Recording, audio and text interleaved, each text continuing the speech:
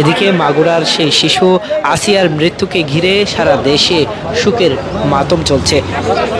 আপনার যদি জানিয়ে রাখি, বিশেষজ্ঞ চিকিৎসকদের সর্বোচ্চ প্রচেষ্টা সত্ত্বেও তাকে আসলে বাঁচানো সম্ভব হয়নি এবং শিশুটির আজকে সকালে 3বার কার্ডিয়াক অ্যারেস্ট হয়েছে। তার মধ্যে 2বার স্থিতিশীল করা গেলেও তৃতীয়বার আর স্থিতিশীলতায় ফেরানো সম্ভব হয়নি এবং গত 8 মার্চ মূলত শিশুটিকে সংকটাপন্ন অবস্থায় ঢাকা সিএমএইচ হসপিটালে ভর্তি করানো হয়েছিল, যেখানে তাকে নিবিড় পর্যবেক্ষণে রাখা হয় এবং চিকিৎসা সেবা দেয়া হয়।